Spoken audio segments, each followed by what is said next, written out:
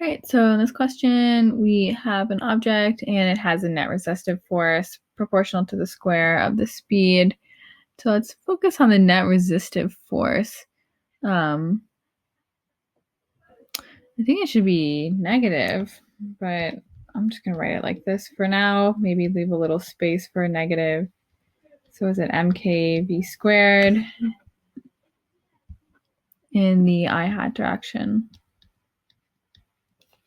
So the speed is v initial divided by 1 plus kVt.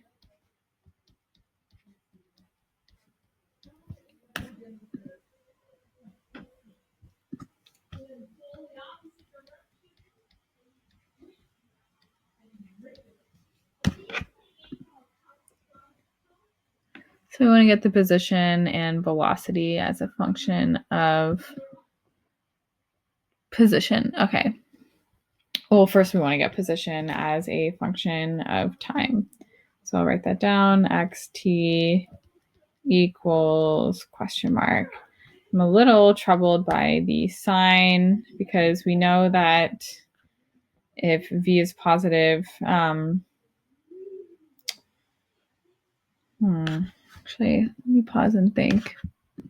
Well, if we know the velocity is a function of time, we should also be able to get position by observing that velocity is dx dt.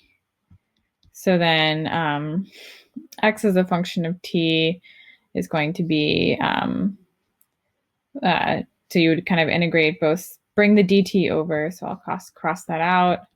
And then you want to integrate both sides, and so this side becomes just x, like the position, you can say it starts at x equals 0 to some x equals x final. And I guess to be more clean, I can use an integration variable dx prime, whatever. But this side we get x, and then this side we want to integrate with respect to time. So the integral of, so we can kind of do a u substitution thing. So u is k v initial time, du dt is equal to k v initial, plus 1. So doing that u substitution means I'm doing the integral of 1 over u, which is just going to be the ln of u, and I need to sub for dt, kind of doing this all at once, but I'm assuming you've seen integrals before. You can plug this into Wolfram Alpha as well. If you don't believe me, or maybe just to check me, I haven't done integrals much recently either. Okay, and then we want to sub in for dt is du over kvi. Okay, so that's x as a function of time. Is there any simplification? I guess I can cancel out this initial velocity. So I have the ln of kv initial time plus 1 divided by v initial, k. I guess k has to have inverse units of, k has units of inverse meters because of velocity times time is meters, so k is inverse meters, so it actually works out that it's 1 over k. So that's x, but now we want x as a function of v, so we need to eliminate time. So we need to take v and solve for time, so I'll rewrite v over here, so 1 plus k v initial t.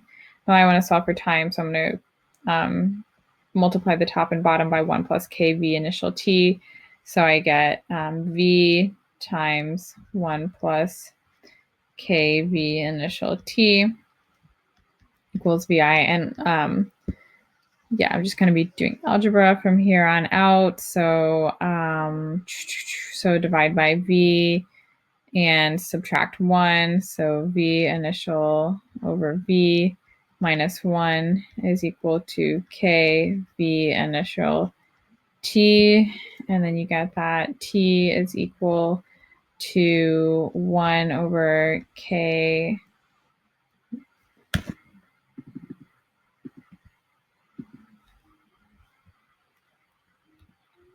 KV initial times VI over V minus 1.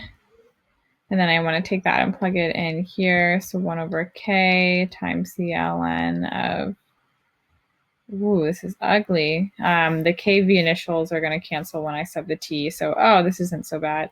Then I have V initial over V minus 1. Nice. Oh, and then plus 1. So then that, oops. So then that's going to just give me V initial over V, because this minus 1 here canceled with this plus 1 here. Write it out yourself if it does not make sense. I know it's kind of hard to listen to somebody else's algebra. So yeah, and that's position as a function of velocity then. Oh, we want velocity as a function of position. Okay, fine. So let's actually solve for V. So then we'll have, so bring this K over. So Kx is the ln of this stuff. And then we exponentiate both sides. And then we get it's equal to Vi over V. So we get V is equal to Vi e to the minus Kx. Just by bringing the V over and then dividing by e to the Kx, and then dividing by e to the Kx means it becomes e to the negative Kx in the numerator.